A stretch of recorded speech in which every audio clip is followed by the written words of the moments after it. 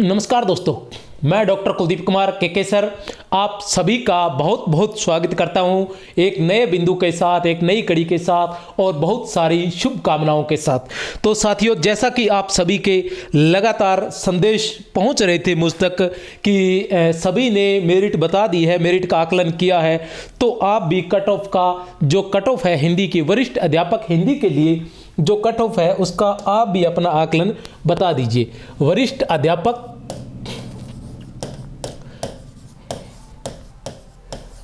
हिंदी के लिए, वरिष्ठ अध्यापक हिंदी के लिए आप भी अपने कट ऑफ बता दीजिए। तो साथियों, ज़्यादातर तो मुझे क्या है, ऐसी बातों पर विश्वास नहीं होता है, इसलिए मैं ये नहीं लेकर आता हूँ, क्योंकि इन चीज़ों से ज़्यादा कोई फर्क पड़ने वाला नहीं होता है कि आपने कट ऑफ क्या बताई है और क्या रही है।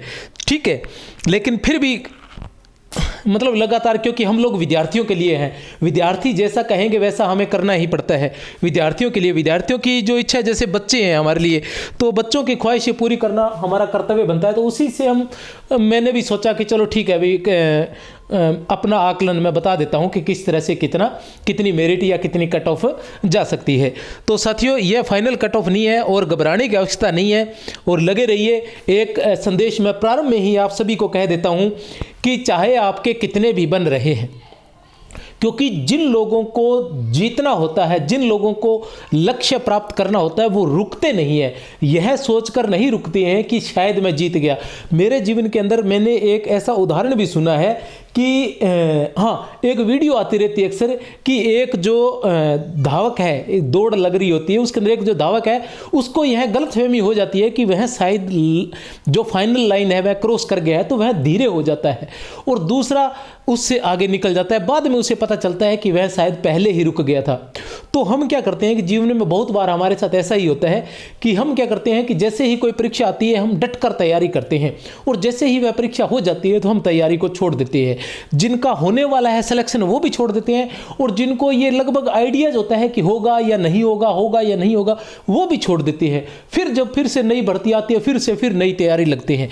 लेकिन जो लगातार लगे रहते हैं, लगातार बने रहते हैं, एक पल के लिए भी आराम नहीं करते, जब तक लक्ष्य प्राप्त नहीं हो जाता, जब तक आपको ज्वाइनिंग प्राप्त नहीं हो जाती, तब तक जो रुकते नहीं है वो लक्ष्य को प्राप्त करते हैं, वो फिर बीच में अटकते नहीं है। तो आप लोग, चाहे आपके कितने भी अंक बन रहे हैं, आप लगातार मैदान में डटे रहिए, तैयारी करते रहिए। जैसे पहले आप फर्स्ट ग्रेड की तैयारी कर रहे थे, उसके बाद आपने वरिष्ठ अध्यापक की तैयारी की, उसके बाद अभी जैसे रीट जो आ रही है फरवरी के अंदर मुख्य परीक्षा जो रीट की है 27 फरवरी 25 फरवरी को शायद, तो उसकी तैयारी में लगे रहिए, क्योंकि आपको रुकना नहीं है। जब तक वो करके हटोगे तब तक फिर से फर्स्ट ग्रेड सेकंड ग्रेड आ जाएगी।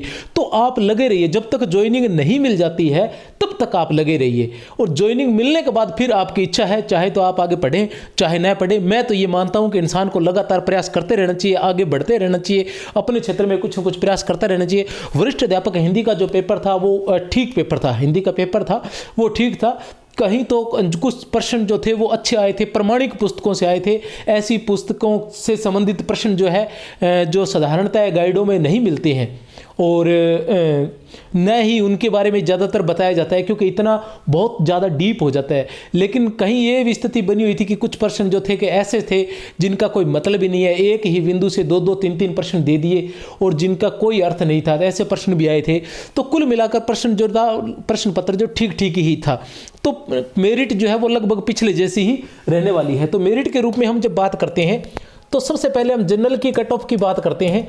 तो जनरल की कट ऑफ मैं मानता हूं कि 340 से लेकर 350 तक रह सकती है। कोई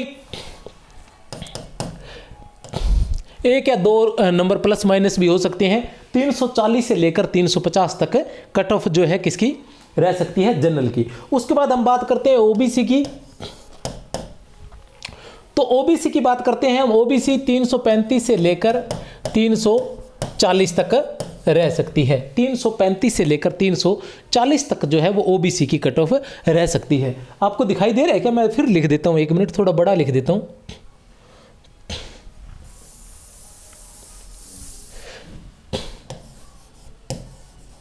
जनरल की कट ऑफ जो है वो 340 से लेकर 340 से लेकर 50 तक रह सकती है जनरल की। ओबीसी की रह सकती है 335 से लेकर 345 तक, क्योंकि ओबीसी की जनरल से कोई ज़्यादा कम नहीं रहती है। ईडब्ल्यूएस की बात करें तो ईडब्ल्यूएस भी ऊपर ही रहता है लगभग, लेकिन फिर भी यहाँ ईडब्ल्यूएस जो है वो लगभग 330 से लेकर 335 तक रह सकता है। और एमबीएस की बात करें, एमबीएस की बात करें तो यह 310 से लेकर 320 तक रह सकती है। एमबीएस की हम बात करें तो 310 से लेकर 320 तक रह सकती है। अब आती है एससी की बात, तो एससी जो है वो भी 310 से लेकर 315-20 तक रह सकती है। एसटी की जो मेरिट है वह भी 310 से लेकर और 315 तक, थोड़ा बहुत हो सकता है जैसे 308 आ गई इतना। और जो अदर है, एक्स सर्विसमैन है, एक्स सर्विसमैन है, वो लगभग 260 या 250 के लगभग जो है उनका सिलेक्शन हो जाएगा।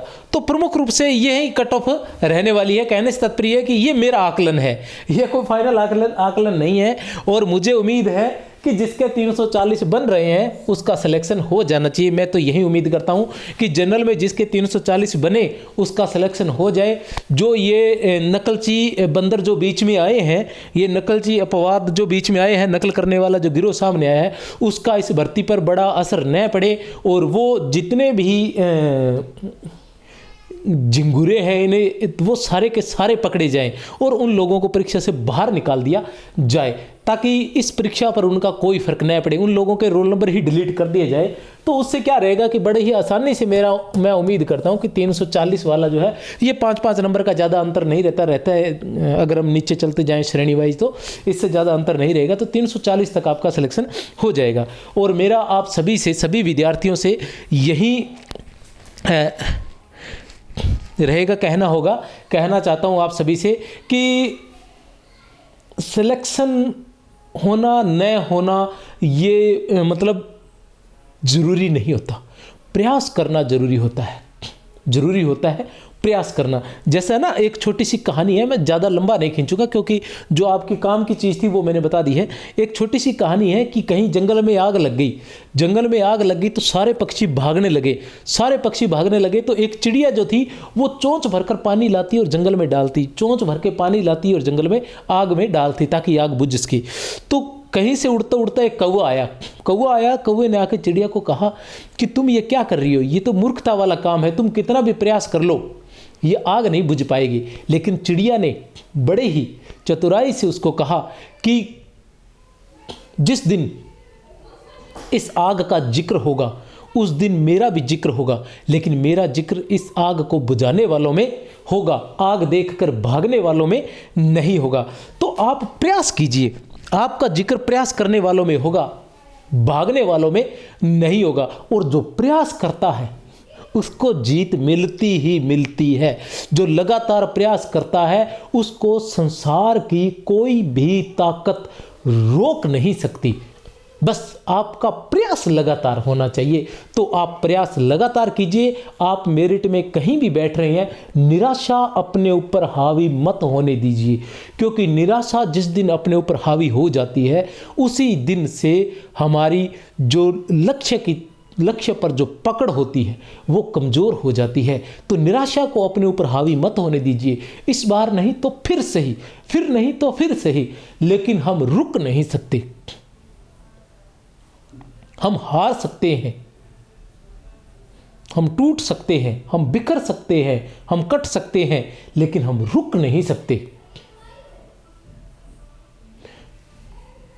तो बस लगे रहिए, मैदान में बने रहिए, डटे रहिए, जीत आपकी ही होगी। बस बहुत बहुत शुभकामनाएं। जय हिंद, जय भारत, बेस्ट ऑफ लक।